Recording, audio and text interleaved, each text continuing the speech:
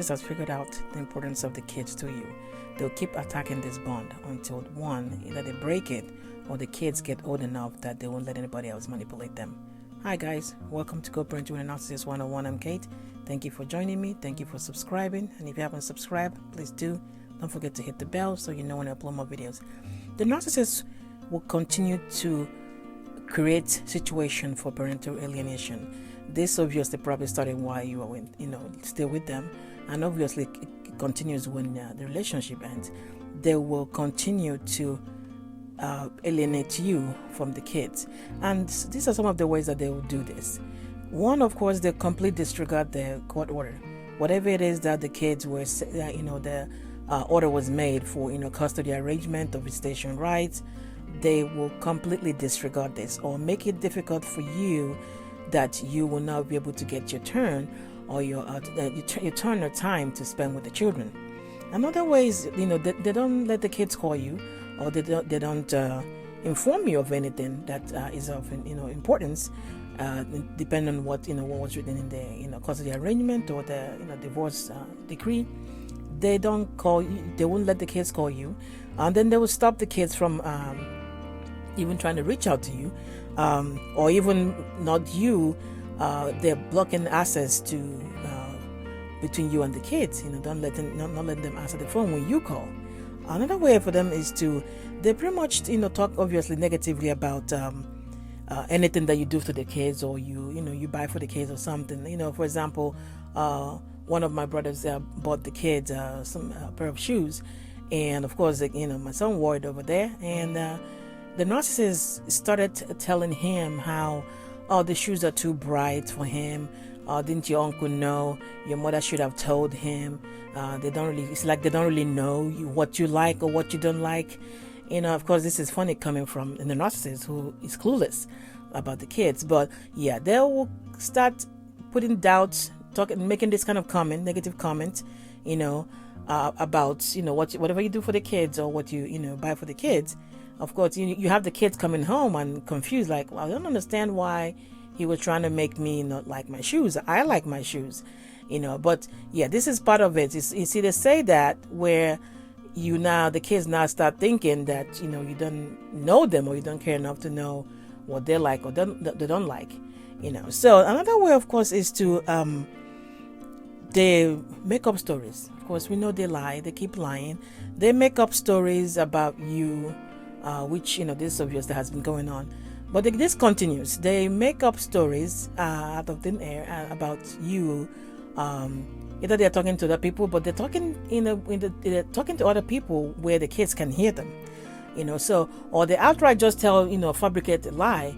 And this is why when you communicate with these people, now you know that whatever they're feeling at any moment, it's fact to them. So it's in your best interest to make sure you have something written down. There's no verbal communication with these people for something very important, because I have seen where stories are made up so many times in my case, where things are made up out of nowhere. It sounds convincing too, but I know that it's not true. None of it is true. So if you don't have stuff written down, or you have important conversation verbally with these people, yes, this kind of thing will happen where they sit down and they make up stories and they tell the kids, your mother did this, your father did this. And if you don't have any way to show the kids in case they come asking for this, then the kid would not keep maybe wondering, maybe did you actually do that, or did you say that? That's what they do. And of all of this, of course, is to put doubt, negative thoughts in where you're concerned with the kids. So they want the kids to look at you a certain way, think about you in a certain way, have create this fake situation, narrative about you in the kid's mind.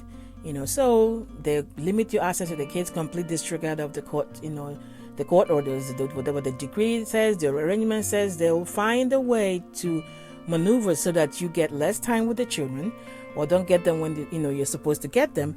They will definitely make up lies. They will demean whatever or talk negatively about whatever you do for the kids, so that they will get the kids to look at whatever it is you did for them, you bought for them, in a negative way. So just like I said with the shoes, he's telling the kid, oh, it seems like they don't really know you, to buy you this. It's like the shoe is too bright. But the kids obviously like his shoes, but that's not what a narcissist is going for. He's trying to see if they can put this in the kid's mind.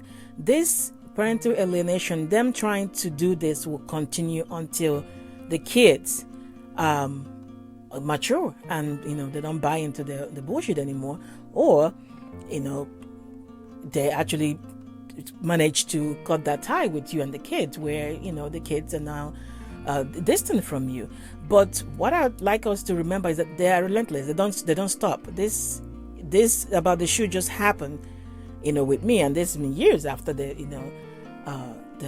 divorce. So they don't give up.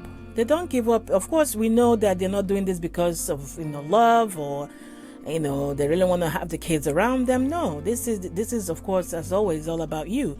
So I want us to not relax with these people, because they will never stop trying to cut ties, have the bond between you and the kids broken. They will keep pushing at it.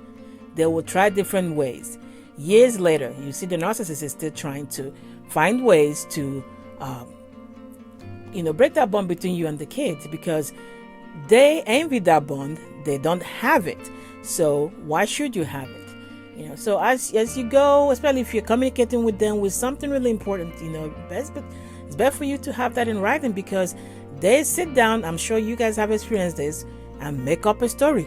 If you weren't the one that this is against, it sounds convincing. Some of them do sound very convincing, like they tell it like they're telling the truth, but none of it is true.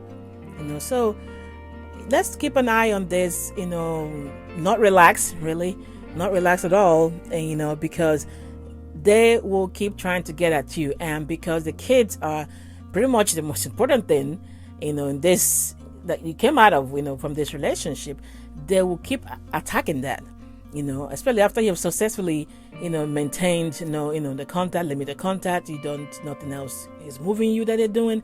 They will definitely go after the kids to break this bond that you have with them. All right, guys, take care.